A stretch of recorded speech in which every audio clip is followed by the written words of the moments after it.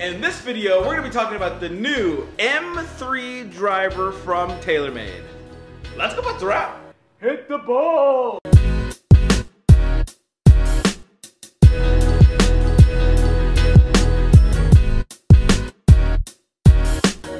Hey guys, David Folk here. On this channel, we do golf gear videos, Geek Speak videos, instructional videos, and golf club videos just like this one. So if you're new here, consider subscribing. Let's get into a little Geek Speak. Geek Speak. About the M3 driver from TaylorMade.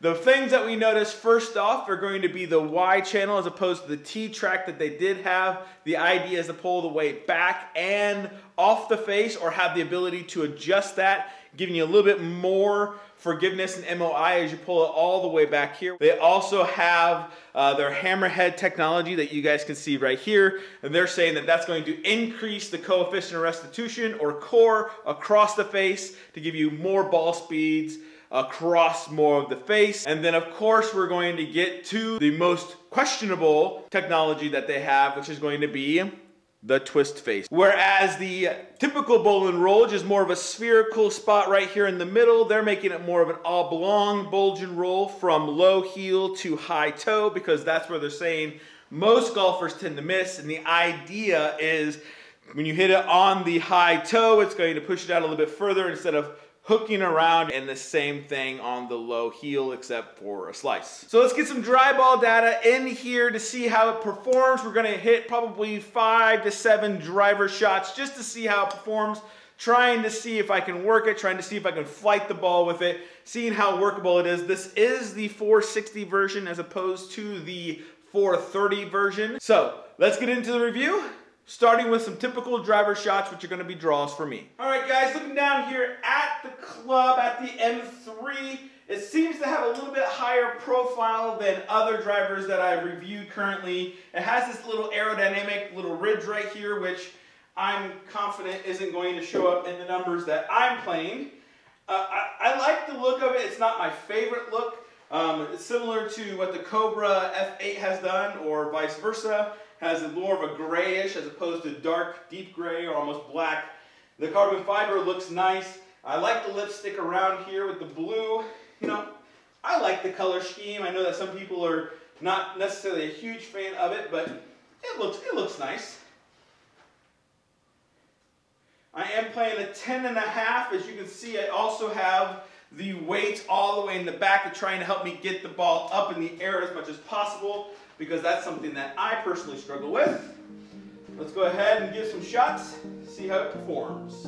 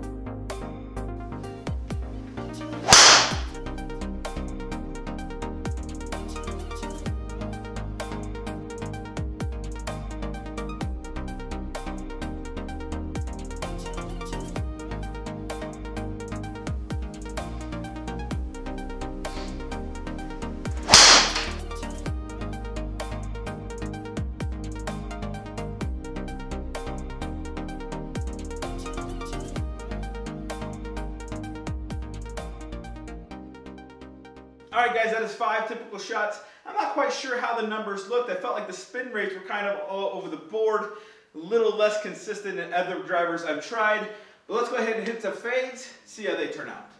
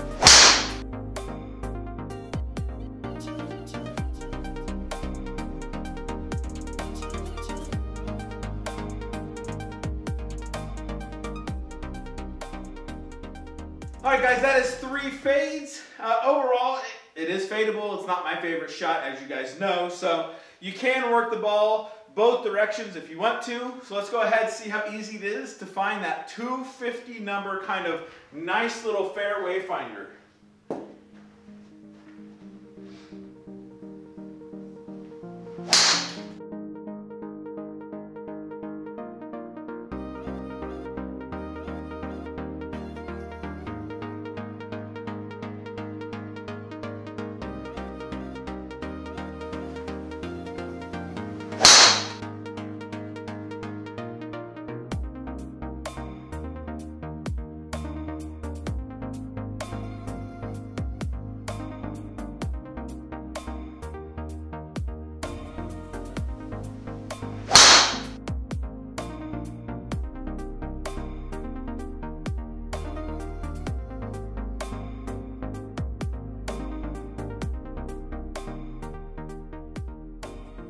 Well, that wraps up the M3 review. I hit both draws, fades, and 250 punch shots.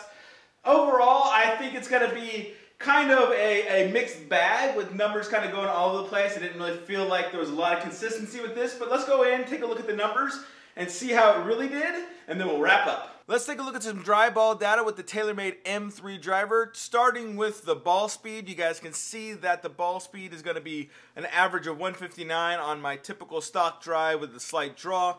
The launch angle was slightly low at 11 degrees. I usually launch that around 12 to 12 and a half. My backspin number was 2400, which is slightly low, maybe a couple 100 RPMs lower than my typical RPMs for my backspin. The side spin is again pretty close to what I have. Looking at the flight of the ball, I had an average offline yardage of 1 to the left. My carry yardage was 277, which I felt like some of those drives were really solid. As you can see, that the highest one was going to be 288 carry yards.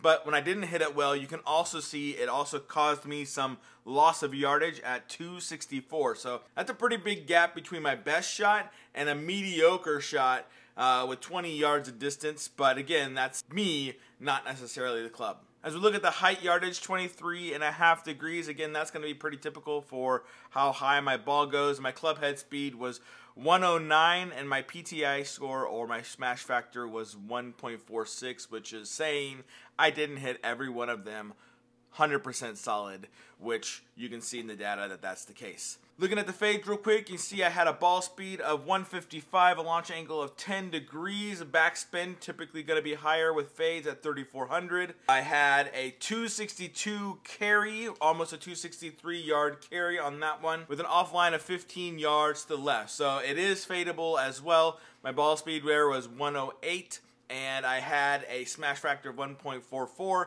which again, fades are not my favorite shot. It's not something I like to do often because of what happens when I don't hit it well. Let's take a look at the 250 shots real quick.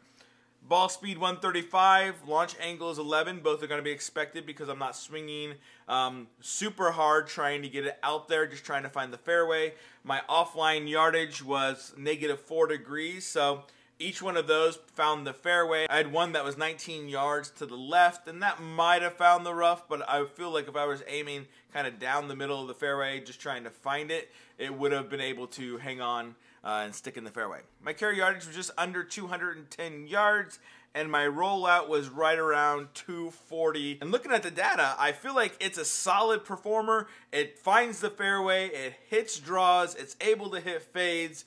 There are some things that if you don't hit it correctly, you are going to get punished, which is expected for this type of workable driver, not necessarily as forgiving as the M4, so it's more of a player's driver with lots of movable weights in it. I would be curious to tinker with the weights to see if I could find a setting that might help me out a little bit more, but I'm hitting a 277 with my stock drive carry-wise, so it's a solid club in that regard.